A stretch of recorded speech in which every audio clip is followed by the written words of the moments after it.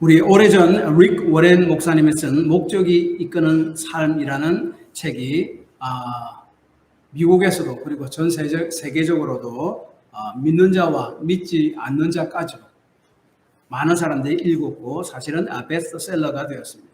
그런데 그 복음주의 기독교에서는 그 책을 좀 비판을 했습니다. 왜냐하면 그 책에서는 우리 삶에는 그 목적이 있어야 되고 목적에 이끌리는 삶을 살다 보면은 우리도 하나님이 주시고자 하는 풍성한 축복을 받게 되고 성공적인 삶을 살아갈 수 있다 하는 그런 내용입니다. 그런데 그 책의 문제를 삼는 사람들이 뭐라고 이야기했는가 하면 그 책에는 십자가가 없다.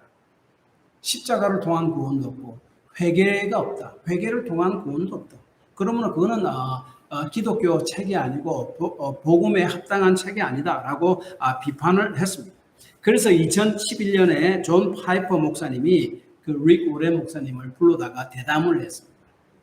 대담을 했는데 그때 릭 오렌 목사님은 자신이 그 책을 쓸 때는 비신자, 믿지 않는 사람들을 위해서 그 책을 쓴 것이 아니라 자기 교회 성도들, 이미 예수를 믿는 사람들인 자기 교회 성도들을 어떻게 좀 영적으로 성장시킬까 하는 그것을 목적으로 쓰여졌기 때문에 그 십자가에 대해서 구체적으로 말이 없고 회개에 대한 말이 구체적으로 없었다. 그러나 자기는 설교를 할 때 십자가에 대해서 강조를 하고 그리고 회개에 대해서 굉장히 많이 강조를 한다.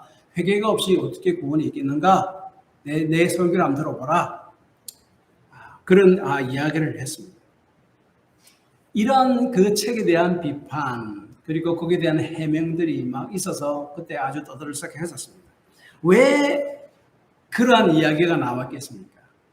우리의 믿음에 있어서 구원에 있어서 중요한 것이 뭔가 하면은 회개와 예수 그리스도의 십자가에 대한 믿음 그 두 개가 엄청나게 중요한 것이고 핵심이라는 거예요. 죄 용서와 구원에 있어서 빠질 수 없는 요소라는 거예요. 회개와 예수 그리스도에 대한 믿음. 그래서 이 바른 믿음에 있어서 회개와 예수 그리스도의 십자가의 믿음이 이렇게 중요합니다. 그래서 존 맥하다 목사님은 오늘날 많은 사람들이 하나님과의 관계가 아니라 그 관계를 통해 주어지는 부산물을 얻으려고만 한다라고 비판했는데 그것이 바로 회개 없는 죄 용서, 순종 없는 구원을 추구하는 것이다 라고 이야기했습니다. 세례요한은 사람들에게 요단 강가를 다니면서 회개의 세례를 전했습니다. 이제 곧 메시아 구원자 예수 그리스도께서 오실 것인데 회개를 통해서 너희 마음을 기경해야만이 메시아 예수 그리스도께서 오실 때 너희들은 그 메시아를 알아보고 메시아를 영접하고 믿게 될 것이다. 그래서 그 회개의 세례를 전했습니다. 그때 사람들은 메시아가 오시면은 이 땅을 심판하실 것이라는 것을 알고 있었고 그것을 믿었습니다. 그래서 사람들은 단순히 심판을 피하기 위해서 세례 요한에게 세례를 받기 위해서 나왔습니다. 그때 세례 요한은 이들에게 너희들이 바른 회개를 해야 된다. 그렇지 않고는 물로서 세례만 받는다고 죄가 씻어지는 것이 아니다. 이렇게 꾸짖었죠. 바른 회개란 뭔가 하면 자신의 한 행동이 죄인임을 인정하는 동시에 그 다음에 이전에 그 죄악된 행동에서 돌이키는 것. 마음의 슬퍼함이 외적인 행동으로 나타나는 것. 행동의 변화까지 나오는 것이 바로 회개다라고 이야기했고 그것이 바로 지난주에 제가 말씀드린 겁니다. 그런데 이 세례 요한이 사람들에게 회개의 세례를 전파한 것은 회개라고 이야기한 것은 예수님께서 공식적으로 사역을 시작하시기 6개월 전이었습니다. 그러므로 세례 요한을 회개하라고 전하는 그 메시지는 예수님을 구원자로 받아들이고 믿기 위해서 필요한 마음을 그 기경을 해라. 기경하는 작업을 하라 하는 말이었습니다. 만약 예수님의 사역을 시작하신 후에 세례 요한이 사람들에게 그 말씀을 전했다면은 뭡니까? 회개해라라는 말만 전하지 않았을 것입니다. 회개하고 복음을 믿으라. 회개하고 예수를 믿어라. 이 두 가지를 다 이야기했을 거죠. 실제로 6개월 후에 예수님께서 사역을 시작하실 때 제일 처음 하신 말씀이 뭔가 하면 마가복음 1장 16절에 나와 있는데 이렇게 이야기했습니다. 회개하고 복음을 믿어라. 제일 처음 하신 말. 그리고 회개와 믿음이 그렇게 신앙에 있어서 구원에 있어서 믿음에 있어서 핵심입니다. 이렇게 세례요한이 회개하라고 강력하게 하나님 말씀을 전한 이유는 구원자 메시아 예수님이 오실 때 믿는 자와 믿지 않는 자를 구별하시는 일을 시작하기 때문이라고 세례요한은 이야기합니다. 먼저 어떻게 믿는 자와 믿지 않는 자를 구별하느냐? 16절에 보니까 불과 성령을 통해서 불과 성령의 세례를 통해서 믿는 자와 믿지 않는 자의 구별을 예수님께서 하기 시작하신다라고 이야기합니다. 사실 세례요한이 회개하라고 강력한 설교를 했습니다. 그러자 많은 사람들이 세례요한에게 세례를 받으러 요단강가로 남았습니다. 그때 어떤 사람들은 생각하기를 저 사람이 세례요한이 혹시 하나님이 구약에서 보내시고자 시리라 약속한 그 메시아가 아닌가, 구원자가 아닌가, 예수님 아닌가 그렇게 생각했습니다. 요한은 그들의 생각을 알아채고 16절에 이렇게 이야기합니다. 나는 물론 너에게 세례를 베풀거니와 나보다 능력이 많으신 이가 오시나니 나는 그의 신발끈을 풀기도 감당하지 못하겠노라. 그는 성령과 불로 너에게 세례를 베푸실 것이요. 신발끈을 풀기도 감당치 못하는 사람입니다. 나는 오실 메시아 구원자 예수님의 신발끈도 푸는 것도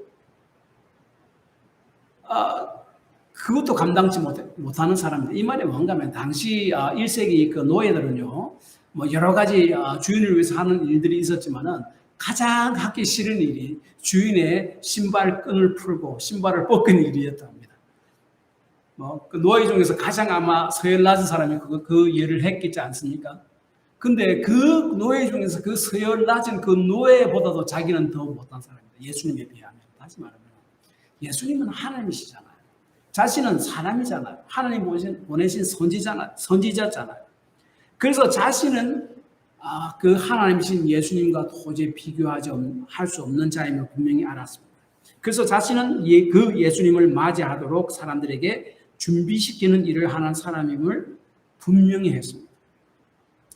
그리고 오실 메시아 예수님은 불과 성령으로 너희들에게 세례를 줄 것이다. 나는 기껏해야 회개하라고 하면서 하나님께서 회개하는 자에게 죄를 씻어 주신다 하는 그 하나의 상징인 물로서 세례를 준다.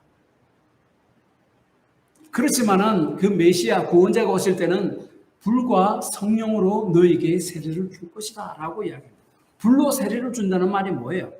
불로 세례를 준다는 말은 심판을 이야기합니다. 말라기 4장 1절에 만군의 여호와가 이르노라 보라 용광로 불같은 날이 이르리니 교만한 자와 악을 행하는 자는 다 지푸라기 같을 것이라.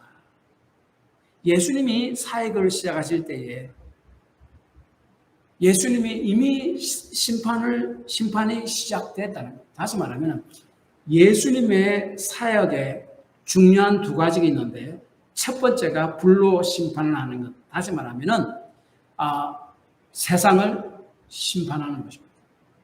이것은 예수님이 이미 이 땅에 오셔서 심판을 계속 하시다가 마지막 때에 마지막 심판으로 그 심판이 다 종결되는 것 이야기합니다.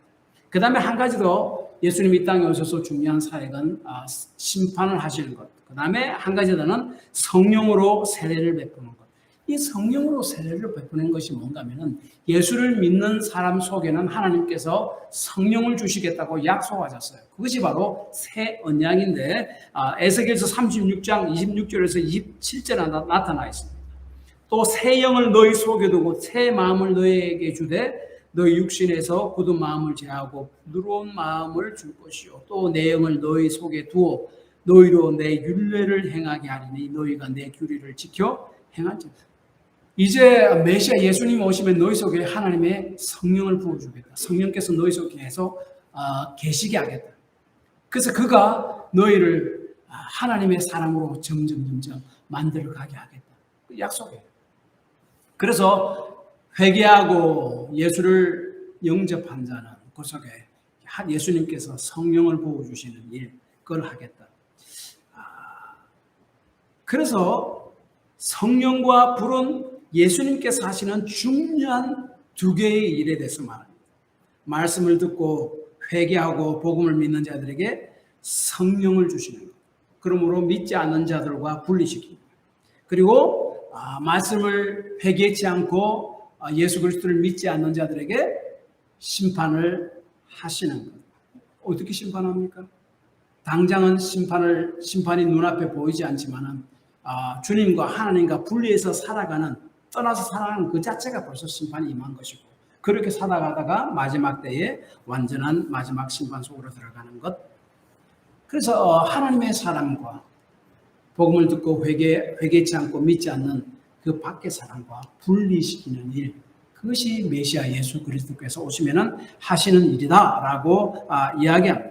그래서 말라기 3장 14절을 또요, 마지막 때에 하나님의 분리하심에 대해서 이야기합니다. 그때 너희가 돌아와서 의인과 악인을 분별하고 하나님을 섬기는 자와 섬기지 아니한 자를 분별하리라. 분리하심. 예수님이 오셔서 하신 일이 이 세상을 그리고 이 세상에 있는 사람들을 분리하십니다. 성령을 주셔서 심판을 하십니다. 하나님의 사람과 그렇지 않은 사람 분리합니다. 이 분리하심에 대한 구체적인 예가 바로 17절에 나와 있는데, 그것이 바로 타작마당의 예입니다. 그것을 타작마당에 가을에 곡식을 타작마당에 다 모아놓고 곡식을 타작하는 것, 그 비유로 지금 이야기하고 있습니다. 여러분, 가을 옛날 그 1세기 때 사람들이 그 곡식을 다 추수해서 타작을 할 때 큰 타작마당에 다 모아놓고, 여러분 그 포크 같은 거 있잖아요. 포크 같은 거 이렇게 된 거, 그 큰 샤벌 앞에가 이렇게 난 그 큰 샤벌을 가지고 그 가득 쌓여 있는 곡식단을 푹 찔러서 바람 부는 공중에 슉 휘날립니다. 휘날리면은 거기에 쭉정이들은 바람에 다 날아가 버리고 곡식들, 무거운 곡식들은 땅으로 다 이렇게 내려오잖아요. 지금 그것을 이야기합니다. 그래서 우리나라에는 뭡니까? 조금씩 타작할 때는 뭡니까? 체에 곡식을 넣어가지고 이렇게 하잖아요. 그렇게 하면 바람에 겨들은 쭉정이들은 다 날아가잖아요. 지금 그것을 이야기합니다. 분리하심. 이렇게 해서 쭉정이가 분리되면은 쭉정이는 농부는 어떻게 합니까? 나중에 불에 태워 없애버립니다. 마지막 심판을 이야기합니다. 시편 1장 4절에 보면요, 똑같은 이야기를 합니다. 악인들은 그러지 아니하며 오직 바람에 나는 겨와 같도다. 예수님께서 믿는 자와 믿지 않는 자를 분리시킬 때 바람에 나는 겨와 같이 날아가 떨어집니다. 모아서 불에 던져버립니다. 마지막 심판을 이야기합니다. 그러므로 오늘 본문의 말씀은 예수님께서 오실 때에, 메시아가 오실 때에 심판과 하나님의 백성의 분리를 이야기합니다. 그리고 예수님이 분리시키는 일을 요한이 사역할 때부터 이미 시작되었습니다. 왜냐하면 회개하라고 했습니다. 그 다음에 예수님께서 사역하실 때 계속적으로 분리하시는 일을 하십니다. 그리고 예수님께서 우리 죄를 위하시고 죽으시고 부활하시고 승천하신 후 재림하실 때 완전한 분리가 일어날 것입니다. 그래서 이 땅에서 복음을 듣고도 회개치 않는 자는 이미 하나님의 불리함 가운데 떨어져 나가 있고 심판 가운데 살아가고 있다 하는 것을 성경을 이야기해요. 그래서 요한복음 3장 18절을 보면 이렇게 이야기합니다. 그를 믿는 자는 심판을 받지 아니할 것이요 믿지 아니한 자는 하나님의 독생자의 이름을 믿지 아니함으로 벌써 심판을 받은 것이라. 하나님과 분리된 가운데 살아가고 있기 때문에 그렇습니다. 그러므로 미루지 않고 복음의 말씀을 들을 때에 듣는 지금 회개하는 일이 필요하다 하는 거예요. 만약 그것을 점점 미룬다면요, 우리 영혼이 점점 무디어 가기 때문에 그렇습니다. 그래서 요한복음 3장 18절 믿는 자는 심판을 받지 아니할 것이요 믿지 아니하는 자는 하나님의 독생자의 이름을 믿지 아니함으로 벌써 심판을 받은 것이라. 도대체 그게 무슨 말이에요? 여러분 그 출애굽기에 보면은 그 바로를 한번 생각해 보십시오. 바로 애굽 왕 바로가 있었잖아요. 그 하나님의 백성 이스라엘을 보내려 할 때에 바로는 보내지 않습니다. 이스라엘 백성 보내지 않습니다. 왜냐하면 이스라엘 백성을 자기 나라의 종으로 사용하면 얼마나 좋습니까? 계속 종으로 사용하기를 원하는데 내보내라니까 뭐 안 내보냅니다. 그래서 하나님께서 그 바로에게 그리고 바로가 통치하는 그 애굽 땅에 10가지 아주 엄청난 재앙을 내립니다.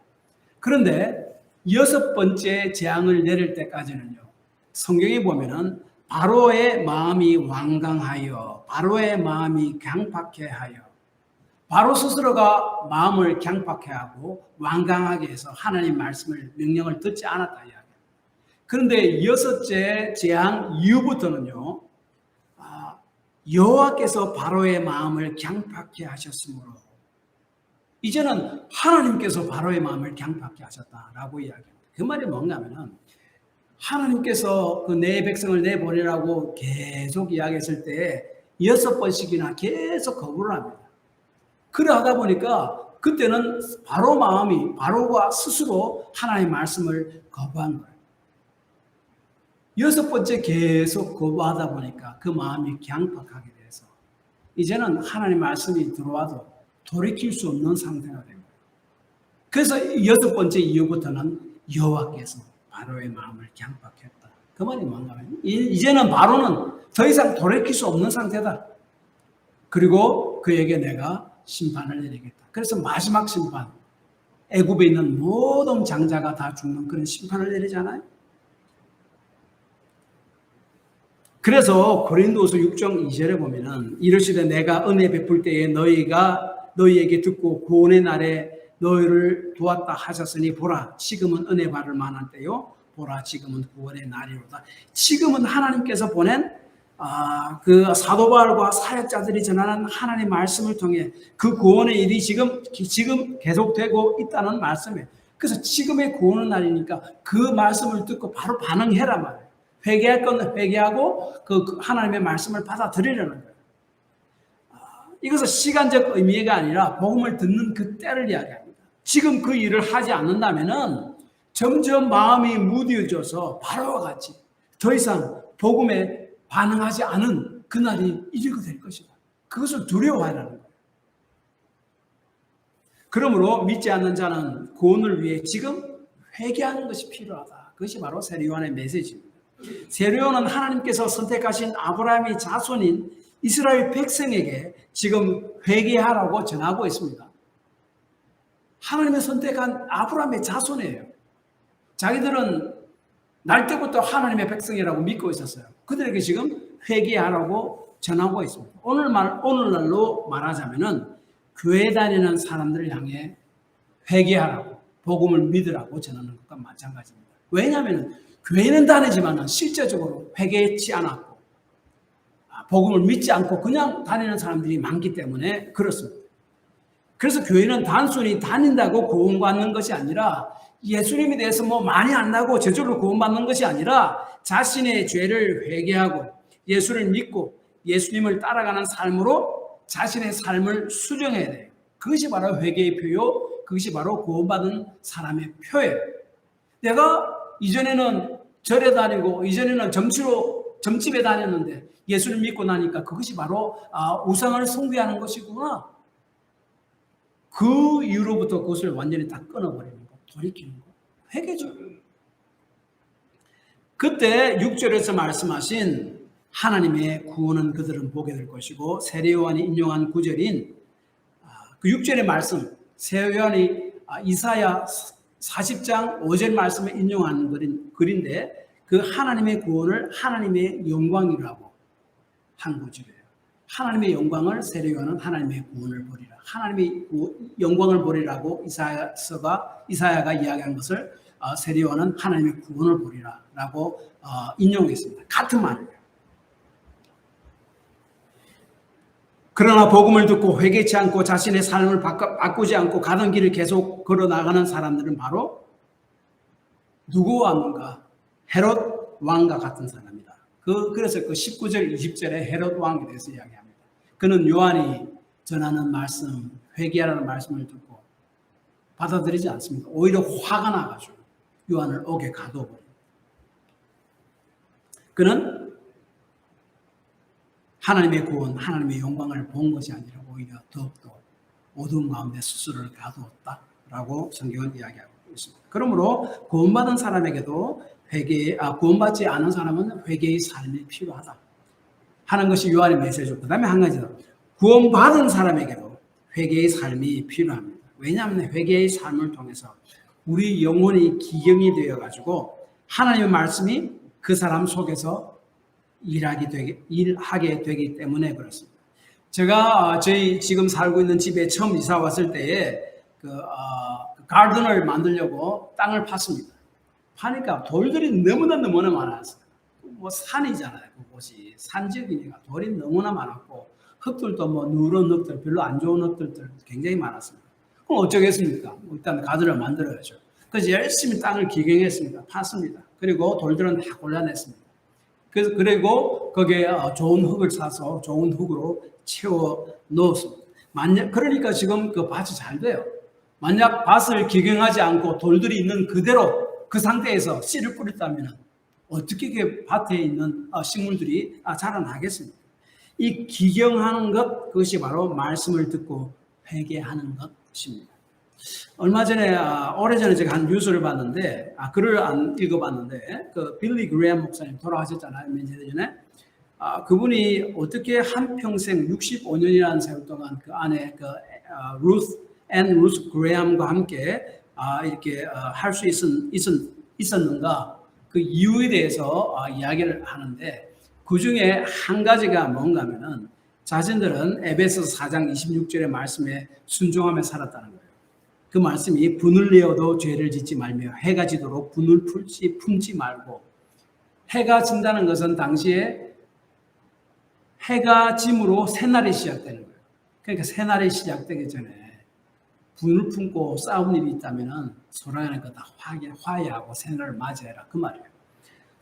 그래서 그 말씀에 순종해서 부인하고 싸움하는 일이 있어도 그 말씀에 그대로 순종해서 서로 대화하고 자기 잘못된 거 있으면 서로 잘못했다 이야기하고 회개하고 그렇게 지냈다는 거예요. 그 말씀에 그대로 순종했다는 거예요. 그리고 그 에베소 4장 26절 그 분을 내어도 죄를 짓지 말며 해가 지도록 분을 품지 말고 하고, 그 다음 27절 9절에 마귀에게 틈을 주지 말라. 해가 지도록 계속 분을 품고 있으면요, 마귀에게 틈을 주는 거예요. 마귀에게 틈을 안 준 거예요. 그래서 그 오랫동안 그 부부관계를 잘 유지할 수 있었다라고 이야기하는 것에 제가 아주 큰 감명을 받았습니다. 이 이야기는 우리가 하나님 말씀을 들을 때에 그 말씀에 우리가 어떻게 반응해야 하는가에 대한 하나의 좋은 예를 우리에게 제시해 줍니다. 하나님의 말씀에 반응해서 그대로 회개하는 삶을 살아간다면 우리의 삶이 하나님의 영광으로 채워지게 될 것이다. 이사야 40장 6절 하나님의 구원을 보리라를 하나님의 영광을 보리라 라는 말이다 라고 제가 말씀드렸지 않습니까? 하나님의 영광을 보리라. 하나님의 영광이라는 말은 두 가지 뜻이 있다고 제가 지난주에 말씀드렸습니다. 첫째는 하나님의 임재하심, 두 번째는 하나님의 인도하심. 다시 말하면 하나님의 말씀에 순종해서 회개할 것은 회개하는 삶을 살아갈 때에 하나님의 영광을 보게 되는데, 하나님의 임재하심과 하나님의 인도하심을 너희는 보게 될 것이다. 바로 그 말이에요. 그래서 우리가 사실 예수 믿는 사람들도 하루를 마치고 잠자리에 들기 전에 우리 하루의 삶을 뒤돌아보고 회개할 것은 회개하고 돌이키는 것 굉장히 중요한 일입니다. 그리고 내가 하루를 뒤돌아볼 때 회개할 것, 회개하고 이것은 내가 돌이켜야 되겠다. 있으면은 그 다음날 일어나서 실제적으로 회개하고 나서 그렇게 돌이키는 것. 그런 마음으로 잠자리에 든다면은 오늘 그 누가복음 3장 6절에서 세례 요한이 이야기한 하나님의 구원을 보리라. 그 세례 요한이 인용한 이사야 40장 5절 말씀, 하나님의 영광을 보게 될 것입니다. 하나님의 인자하심과 인도하심을 보게 될 것입니다. 결론적으로 이것입니다. 하나님께서는 지금도 회개의 삶을 통해 그의 백성과 버림받은 백성을 구분하는 일을 지금도 하고 계십니다. 그리고 또한 믿는 자의 회개의 삶을 통해서 하나님의 인재와 인도하심을 경험하는 사람과 그렇지 못한 사람을 구분해 나가고 계신다 하는 사실을 기억해야 될 것입니다. 기도합시다.